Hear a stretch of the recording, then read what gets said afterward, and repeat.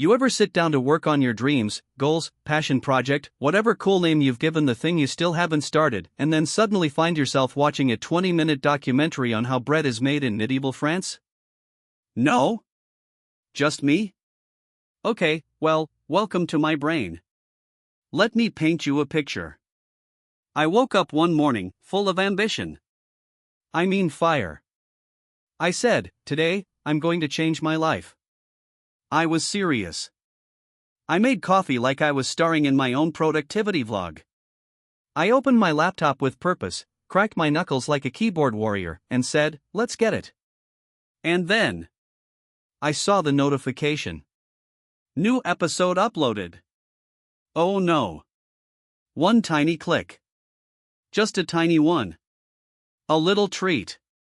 A reward for all that, pre-work motivation.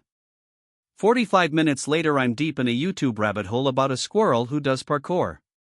Like, impressive squirrel. Would recommend. But now it's lunch. Obviously, I can't work on an empty stomach, right? This, my friend, is how distractions win. Not in big, dramatic explosions. Nope. It's the sneaky stuff. A notification here, a quick scroll there, an innocent Google search that turns into where are they now, for the cast of every movie from your childhood. Suddenly it's 4 p.m. and you've done everything except the one thing that mattered. You ever do that thing where you open your phone to check the time, and then you forget to check the time? Like how? You went in for the time. That was the only objective.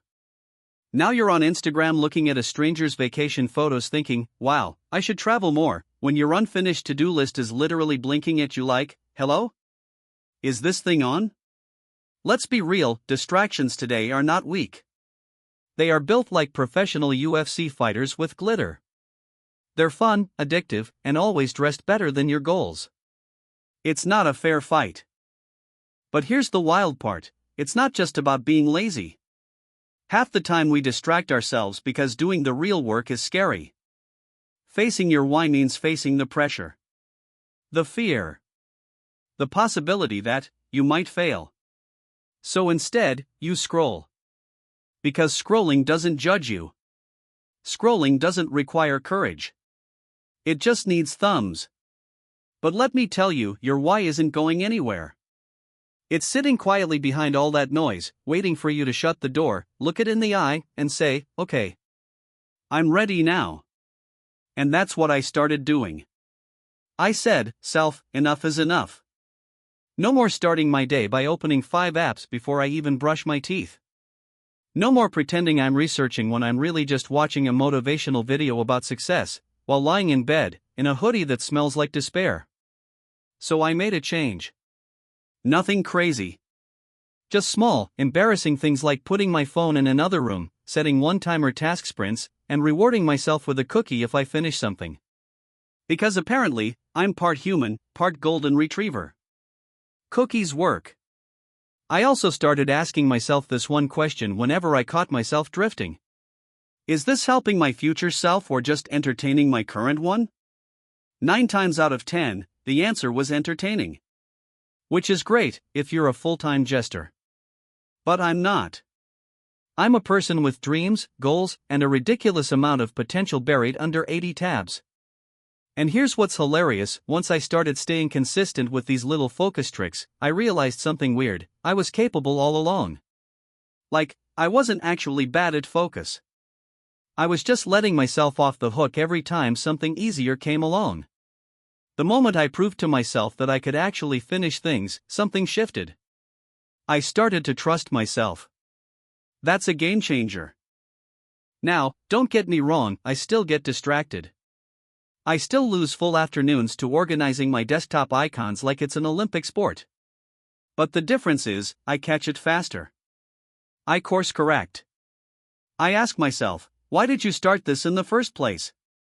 Your why, the deep reason you started, it has to be louder than your excuses.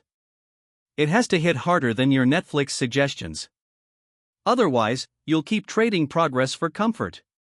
So here's what I want you to take away from this chaos-filled TED Talk disguised as a rant. Your focus isn't broken. It's just being bullied. Buy your phone. Buy your fears. Buy your fridge. Let's be honest, the fridge is always calling. You don't need a full personality transplant. You just need better boundaries. Turn off the notifications. Set ridiculous alarms. Tell your friends you've joined a productivity cult. Do whatever it takes to protect your why. Because you only get one shot at becoming the person you say you want to be. And distractions? They'll always be there. Always ready to pull you back. But your dreams? Your future? That version of you who did the work and stayed in the fight? They're waiting. So limit the noise. Mute the nonsense. Focus on the reason you even started this journey. And if you fall off track, if you binge watch a season of reality TV and eat your body weight in snacks, don't panic.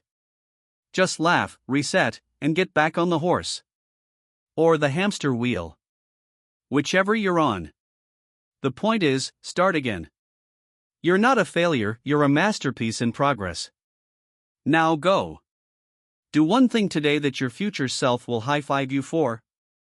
And remember, raccoons with vending machines are awesome. But they can wait. Thank you all for watching this here video. Please like and subscribe.